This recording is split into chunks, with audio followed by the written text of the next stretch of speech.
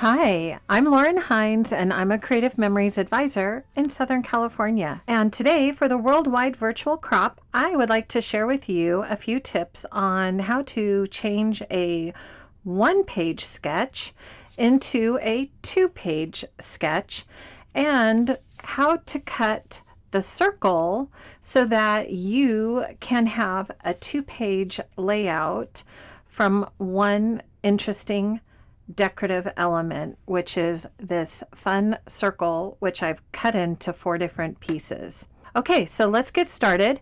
Bring out your custom cutting system and your jumbo circle pattern. So to get started, you are going to need your 13 by 13 custom cutting system mat, your jumbo circle pattern, and your red blade for the custom cutting system. You're also going to need to choose 2 papers, one that you're going to cut into a circle, and then another paper that you actually have 2 pieces for so that you can create that double page spread. So you can see that I chose this dark green plaid paper from the new Hello Autumn paper pack. And as an accent is this kind of speckly colored paper, which is going to make a great accent on top of this plaid. So this is going to be my accent and my circle.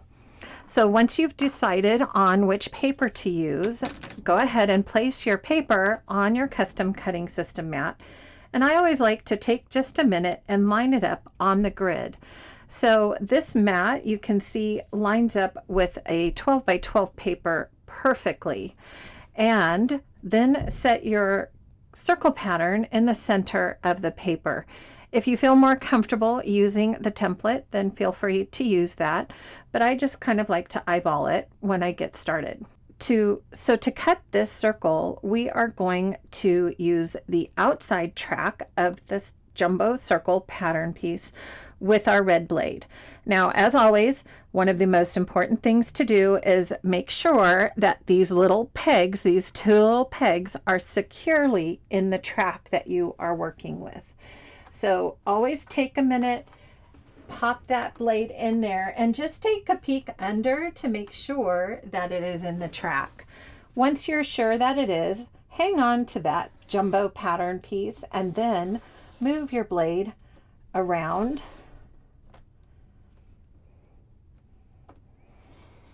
the pattern until you come back around to where you started.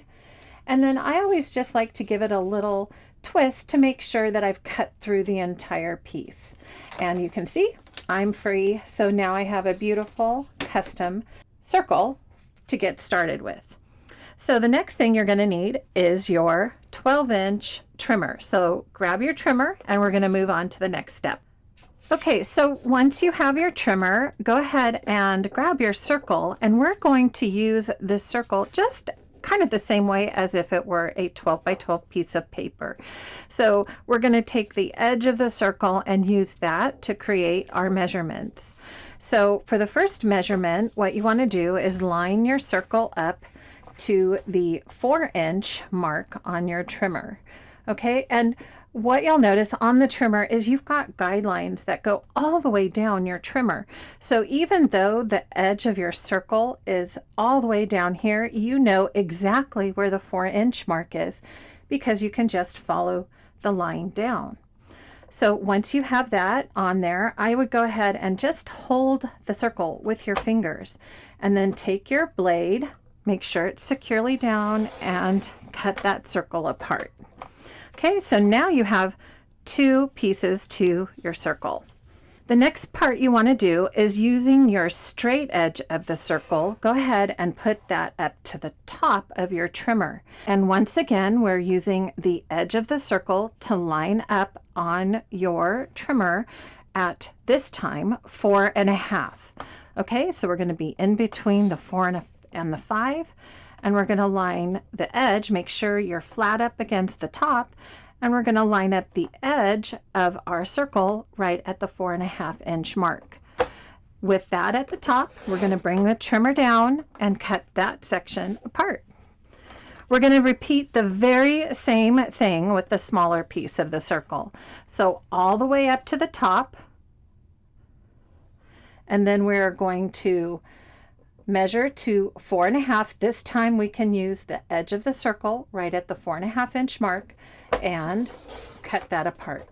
And voila, now we have 4 pieces to work with for our layout. So in order to follow along with the sketch of putting the largest circle here in this corner, I'm going to take again the piece of the circle that's the largest and place that right here in the corner.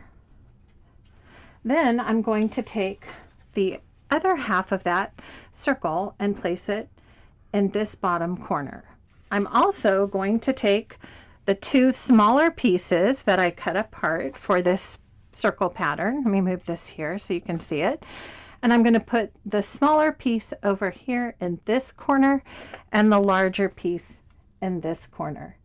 And so now you're ready to go ahead and finish your sketch into a 2-page spread and start laying out your pictures and your fun embellishments and your journal boxes. So have fun and enjoy the process. See you soon.